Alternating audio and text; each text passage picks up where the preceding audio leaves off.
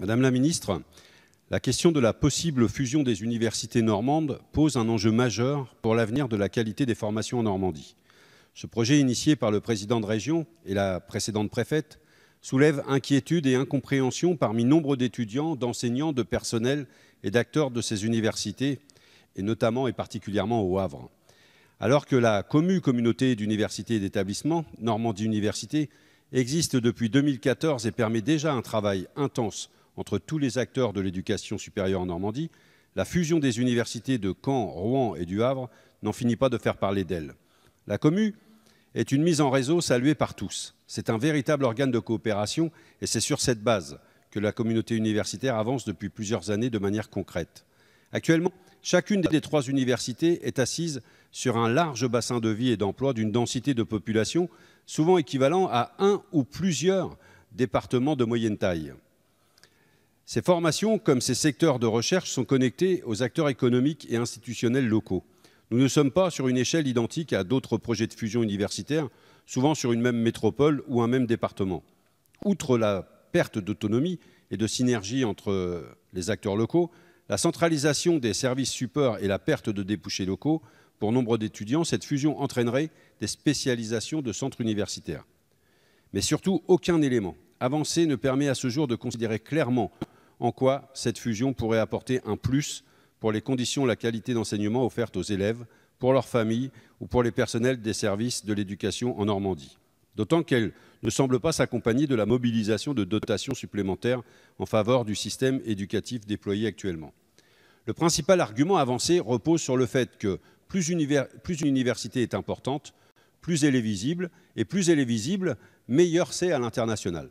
Or, la quantité ne fait pas la qualité. Surtout dans un contexte où les Français aspirent à davantage de proximité. Et ce qui est sûr, c'est qu'en regroupant des formations au sein d'une gigantesque machine, c'est la quantité qui primera sur la qualité de la formation. Et sans la qualité, adieu la visibilité à l'international. Nous avons donc tout à y perdre.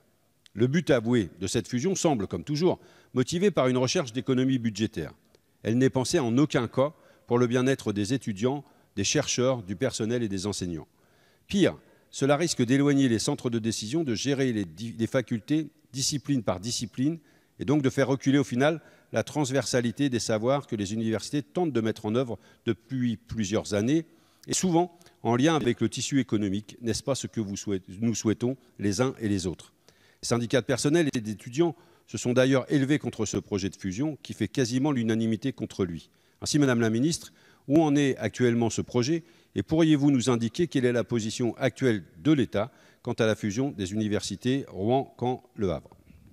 Je vous remercie, Monsieur le député. Madame la Ministre, vous avez la parole.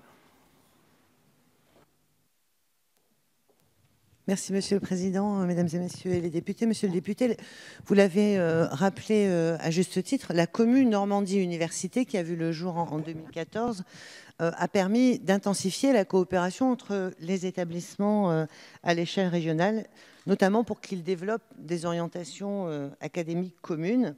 Et grâce à cet effort, la commune a pu répondre à de nombreux appels à projets et a rencontré quelques succès notables, notamment dans les appels à projets sur les nouveaux cursus universitaires ou Normandie Valorisation pour valoriser la recherche académique.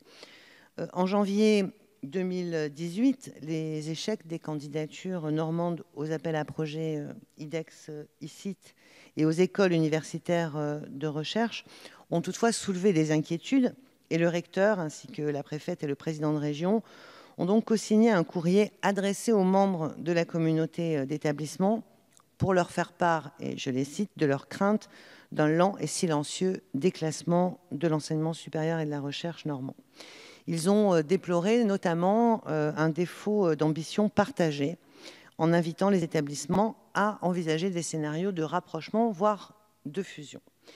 J'ai mandaté Bernard Disembourg pour accompagner ces établissements dans la construction de leurs projets, mais une fois de plus, et vous le savez, je suis très attachée à l'autonomie des universités, et c'est donc un projet qui devra se construire et émerger à partir des établissements, et je n'exercerai en ce sens aucune pression particulière, mais pour capitaliser et consolider les acquis la possibilité de faire évoluer la commune, notamment dans son mode de gouvernance, a été évoquée et c'est maintenant rendu possible par l'ordonnance du 12 décembre 2018 dans le cadre d'un établissement expérimental.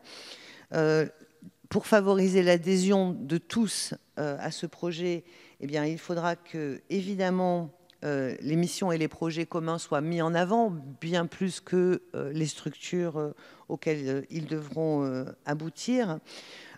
L'université de Caen et l'université de Rouen ont effectivement choisi d'associer cette progression à une fusion. L'université du Havre pourra continuer à travailler avec ces deux universités fusionnées ou bien choisir de les rejoindre, et ça fera partie, je n'en doute pas, des discussions pour les élections des conseils de ces trois universités qui se profilent au printemps 2020. Chaque établissement devra se positionner. Ce qui est sûr, c'est qu'il faut encourager tout ce qui permet de supporter la coopération et une visibilité augmentée, et que rien, bien sûr, ne sera imposé aux établissements. Je vous remercie.